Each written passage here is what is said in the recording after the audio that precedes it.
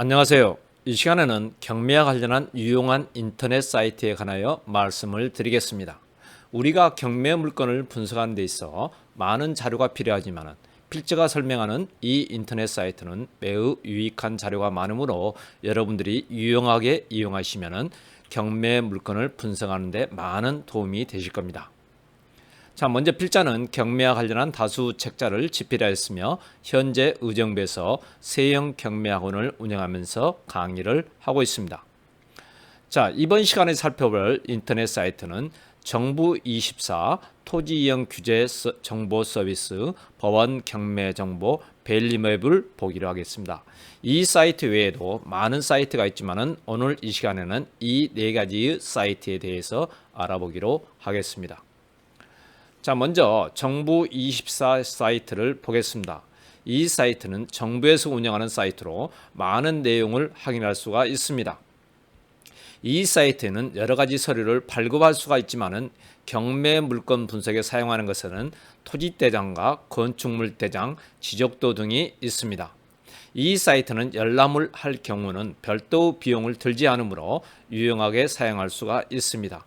또한 이 사이트는 이용하는 데 있어 별다른 어려움이 없으므로 여러분들이 직접 한번 해보시길 바랍니다.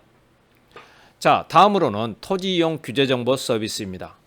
이 토지이용 규제정보 서비스는 우리가 경매 물건을 분석하는데 많은 도움이 됩니다. 특히 지역 지구 등과 건축법상 도로를 확인하는 데도 많은 도움이 됩니다. 자, 검색하려는 주소를 클릭하고 기재하고 클릭을 하면 이와 같은 화면이 뜹니다. 만약 지도를 더 크게 보고 싶거나 축소하여 넓은 지역을 보고 싶다면 이렇게 축적을 조정할 수도 있습니다. 또한 많은 사람들이 토지 이용 계획만 보는데 행위 제한 정보도 많은 도움이 됩니다. 열람한 지역이 건축이 가능한지를 알려면 정확하게는 건축사에게 물어봐야 하겠지만 어느 정도는 미리 많은 것을 알 수가 있습니다. 자, 행위 제한 정보를 클릭해 보겠습니다.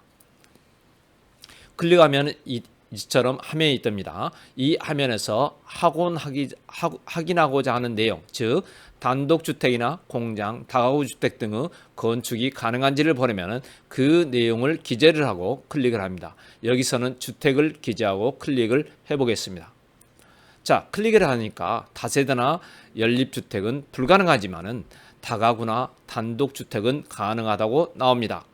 그러나 여기에서 보여주는 것은 기본적인 내용이므로 실제 건축을 하기 위해서는 미리 전문가인 건축사의 도움을 받아야 한다는 것을 생각하시길 바랍니다. 자, 다음으로는 법원 경매 정보 사이트를 보겠습니다. 여러분들이 사설 경매 사이트를 많이 보고 계시지만 그곳에서 나온 정보들은 틀린 정보도 많이 있습니다.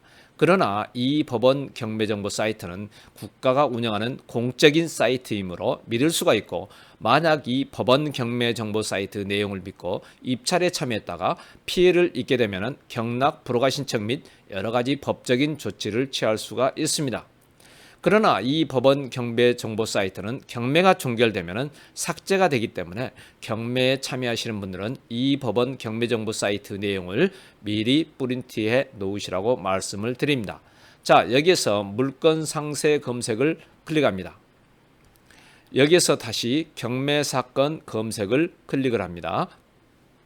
그럼 이와 같은 화면이 나오고 열람하고자 하는 법원과 사건 번호를 기입을 하고 클릭을 합니다. 자, 여기에서는 서울중앙지방법원 2018 타경 9891호를 열람해 보기로 하겠습니다. 그러면은 열람하고자 하는 경매 사건의 내역이 나옵니다. 여기에서는 사건 내역과 기일 내역, 문건 송달 내역 등이 나옵니다. 여기에서는 감정평가서, 현황 보고서 등이 나오는데 특히 문건 송달 내역도 자세히 살펴봐야 합니다. 자, 기일 내역을 클릭해 보니까 매각 기일과 시간, 매각 결정 기일 등이 나와 있습니다. 다음으로 문건 송달 내역을 클릭해 보겠습니다. 이곳에서는 임차인들이 배당 요구를 했는지 안 했는지를 알 수가 있어서 낙찰인이 임차 보증금 등의 인수 여부도 확실히 알 수가 있습니다. 자, 여기에서 문건 처리 내역은 경매 관련 사건의 이해관계인들이 법원에 제출한 서류입니다.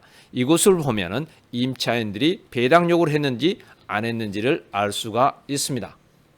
화면 아래로 내려보니까 송달 내역이 나옵니다. 이곳은 경매 법원이 이해관계자에게 통보한 내역을 기재한 곳입니다. 경매에 참여하는 사람들이 법원 경매 기록을 많이 보지만 문건 송달 내역은 잘 보지 않는 경우가 있습니다. 그러나 반드시 봐야 하는 기록입니다. 자, 다음은 밸류맵이라는 일반 사이트를 한번 알아보겠습니다. 이 사이트는 우리가 물건의 시세를 파악하는 데 많은 도움이 됩니다. 보통 우리가 시세를 파악하려면 현장을 방문해서 주변 부동산을 탐문합니다. 그러나 제대로 된 시세를 알기 어려울 뿐만 아니라 잘 알려주지 않은 경우도 많이 있습니다. 물론 아파트 같은 물건은 KB국민은행이나 국토부 등에서 확인할 수가 있지만 토지나 주택 등의 시세는 어렵습니다.